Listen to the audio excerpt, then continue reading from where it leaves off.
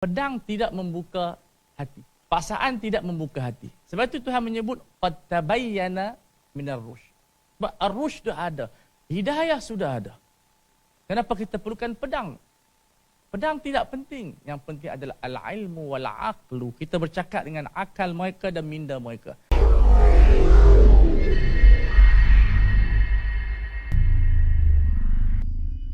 Apakah harapan dan juga orang kata lorongan yang boleh Ustaz cadangkan dan juga harapan Ustaz bila melihat isu-isu berinteraksi non-Muslim di Malaysia ni? Apabila ada kontroversi dan sebagainya, dan bagaimanakah perkara itu perlu diuruskan dan peraturan dan juga orang kata garis panduan yang bagaimana kalau yang Ustaz rasa yang perlu kita utamakan kita lakukan bersama?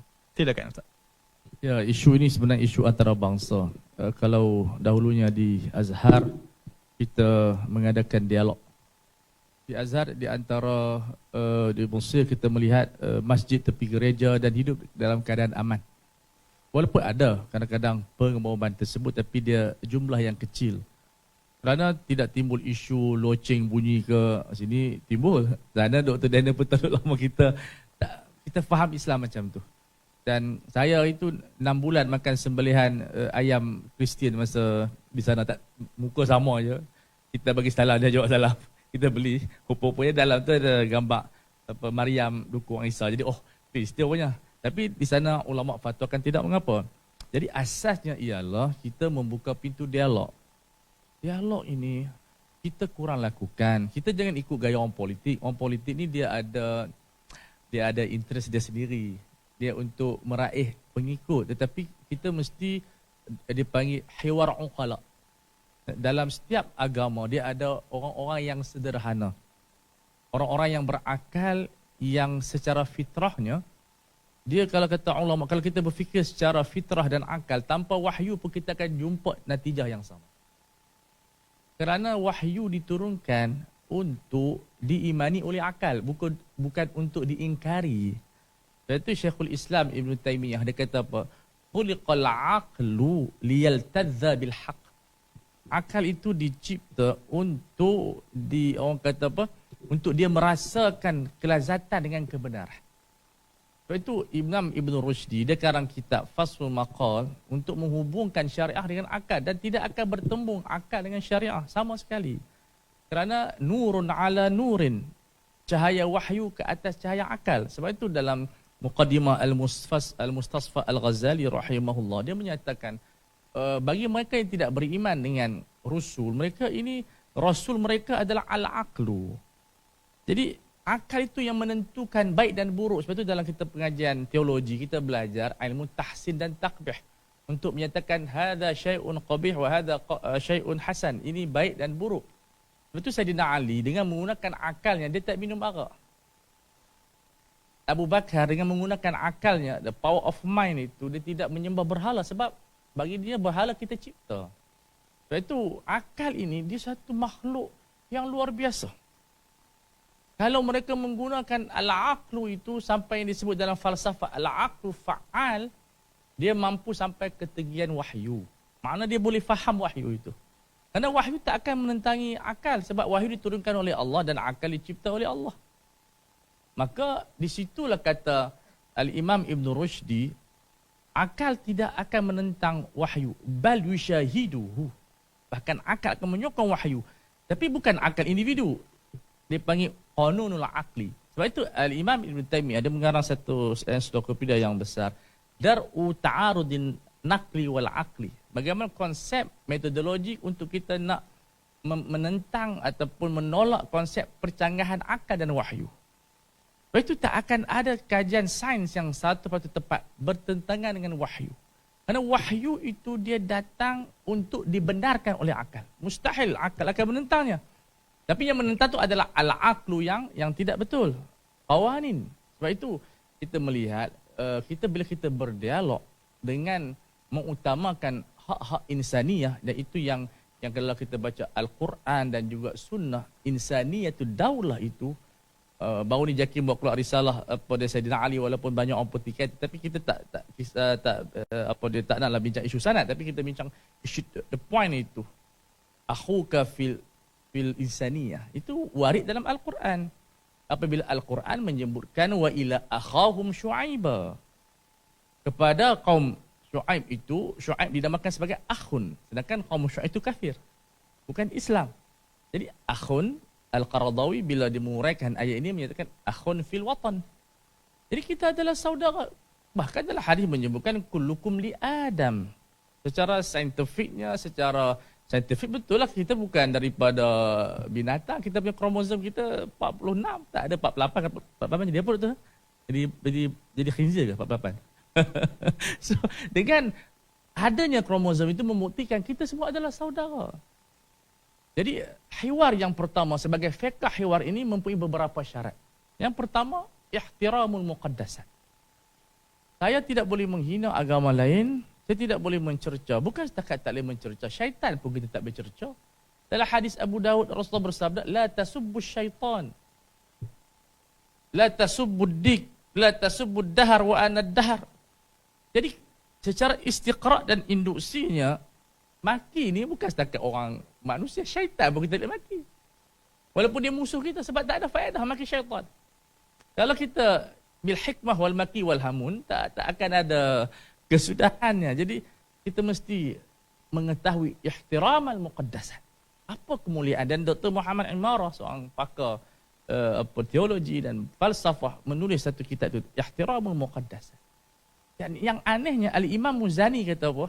Muzani adalah sahibu Syafi'i, rahimahullah. Di antara ciri-ciri negara Islam mesti ada gereja. Kalau tak ada gereja, itu bukan negara Islam. Bahkan Al-Imam Nawawi rahimahullah dalam kitabnya Ar-Rawdah, dalam Babul Jizyah, beliau menggariskan sekiranya seorang Muslim meruntuhkan gereja, wajib kerajaan compensation, ganti balik. Ini. Bila kita berdialog, saya kenal kamu, kamu kenal saya. Sebab tu Syekh Ali Qurradi dalam kitab Nahnu wal Akhir, saya dan kamu, saya dan dia. Sebab kewujudan saya ni adalah qat'i dan saya tidak boleh menafikan kewujudan orang lain. Tetapi kami berbeza. Tapi perbezaan kita tidak boleh menolak kewujudan dia. Dan kewujudan ini adalah ketentuan Tuhan. Allah Ta'ala yang inginkan kita berbeza agama. Ta'adudul adiyan ini adalah satu yang dipanggil sebagai masyiatillah. Dan kita tidak boleh menentang takdir. Tetapi kita boleh bertoleransi. Dalam isu apa? Bila kita berdialog, kita menghormati. Dalam isu dadah, kita boleh bersatu. Dalam isu anak luar nikah, dalam isu gejala sosial, kita boleh berganding sama dengan Buddha, dengan agama lain yang ada di Malaysia. Ini kita bekerjasama sebab anak luar nikah sana meningkat. Dadah meningkat.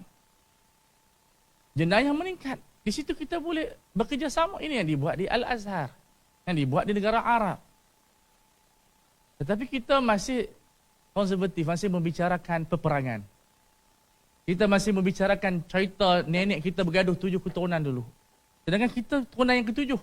Dah tamat dah pergaduhan ni. Jadi ini di antara asas, iaitu dialog. Dan yang kedua, dalam dialog itu kita menghormati dipanggil apa? Muqaddasat. Dan ini perlu didisiplinkan dalam ilmu pengajian supaya masyarakat tahu bahawa Islam ini tak suka kepada peperangan. Bahkan Rasulullah tak suka orang nama Al-Harbu. Jangan buat nama perang. Kutiba alaikumul qital wa huwa kurhul lakum. La tatamannau liqa al-adu. Dan bahkan dalam buku Fiqhul Jihad Qaradawi yang disyarahkan oleh Qaradawi, tak ada mana-mana ayat Al-Quran menerangkan Rasulullah diutus untuk berperang. Tak ada satu ayat. Bahkan hadis bu'istu bisayf itu hadis dhaif walaupun riwayat Ahmad. Tak, dia tidak represent Islam. Kerana pedang tidak membuka hati. Paksaan tidak membuka hati. Sebab itu Tuhan menyebut qad tabayyana minar rusyd. Sebab ar-rusyd sudah ada. Hidayah sudah ada. Kenapa kita perlukan pedang? Pedang tidak penting. Yang penting adalah al-ilmu wal-aqlu. Kita bercakap dengan akal mereka dan minda mereka. Itu pandangan kaedah yang kedua. Yang ketiga, mesti kita sebarkan fikratul rahmah. Irhamu man fil ardi yarhamkum man fis sama. Ar-rahmah ini adalah satu konsep hubungan kita dengan seluruh alam yang ditakdimkan oleh Allah, wa ma arsalnaka illa rahmatan lil alamin. Risalah ini perlu dibentuk daripada sekolah lagi. Sebab tu kalau kita tengok kitab-kitab fiqh dia kata apa? Kalau kita jumpa budak kecil sunat kita cium dia. Dan cium orang tua, cium orang tua panggil cabul, ya. Cium dia tersilap dengar kata ustaz dah sunat cium, dia pergi cium anak dara, kena tangkap. Cium yang budak-budak 2 tahun, jangan cium anak orang. Jadi sebab apa? Nak melembutkan hati. Bahkan kita melihat bagaimana Rasulullah SAW menyantuni jirannya yang Yahudi pergi ziarah.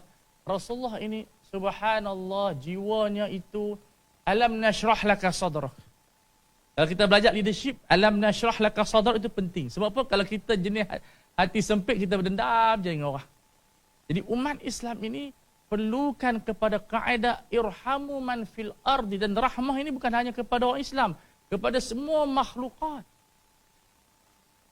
Dan ini program, maknanya Perlis boleh melaksanakan agenda menyebarkan rahmah.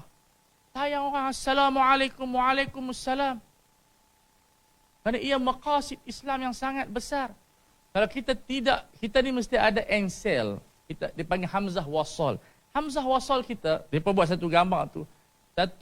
Seorang budak kanak-kanak yang umur 2 tahun, kucing datang kepadanya. Kucing tu tak tahu nak cakap bahasa manusia. Budak kecil pun tak boleh cakap bahasa manusia. Cuma mereka dihubungkan dengan lughatul mahabbah. Lalu budak tu bagi susu kepada dia. Ada benda yang boleh menghubungkan saya dengan kamu. Orang Islam dengan orang bukan Islam. Melayu dengan Cina, India. Lughatul mahabbah. Itu yang akan menjadikan kita akan bertanya khabar. Menjadikan kita husnuzan. Kerana negara tidak boleh terbina di atas kebencian. Al-baghdha, al-hasad. Negara terbina di atas mahabbah, kasih sayang, kerjasama, bersih, cekap, amanah, kasih sayang dan tolong-menolong. Itu moto. Di Kuwait dia ada moto, syiar kehidupan dia. Bersih, kita bersih, cekap, amanah. Tambah 2 lagi. Tolong-menolong dan kasih sayang. John C. Maxwell pun kata, if we can laugh together, we can work together. Kita kalau nak bina negara madani, istilah madani pun, dan hadari, kita tambah, kita gabung semua. Hadari dulu kita dah ada, kita madani. Hadari, madani, semualah kita gabung. Lurah, bahasa kita mungkin tak boleh cakap bahasa Cina dengan, saya tahu ni hao ma je lah. Yang lain, maki bahasa Cina saya tahu, masa kecil belajar. Tapi tak disebut kat sini. Dia mamnu'. Kalau dulu kita kawan orang Cina, kita tahu yang maki tu je. Macam orang belajar bahasa Melayu, dia tahu maki orang je. Tapi kita tak mau benda tu. Yang boleh menghubungkan kita semua orang, hatta kepada binatang, lughatul mahabbah. Kalau kita tak boleh bagi zakat, alhamdulillah diperoleh bagi zakat kepada non-muslim. Kita bagi sedekah. Kita boleh bagi apa sahaja kepada orang, dan itulah mesej orang Islam, kuntum khaira ummatin, masyru'iyah khairat dibuat di Penang. Masyarakat pada Dr. Daniel Talah itu masyarakat khairat. Kuntum khair ummatin ukhrijat linnas, kamu adalah umat yang hanya dicipta untuk membahagiakan orang lain. Karena Al-Quran menggunakan lamul ikhtisas, lam lil manfaah. Mana kamu dicipta untuk membahagiakan orang lain walaupun kita terseksa. Ini hakikah ummah Islamiyah Muhammadiyah, dan itulah sebahagian solusi yang saya yakin boleh diprogramkan sehingga kita mampu memberikan gambaran imej kepada dunia. Malaysia adalah negara Islam yang sangat luar biasa, yang sangat penyayang, yang menyantuni dan mampu untuk menggegarkan dalam bentuk versi yang baru. Wallahu a'lam.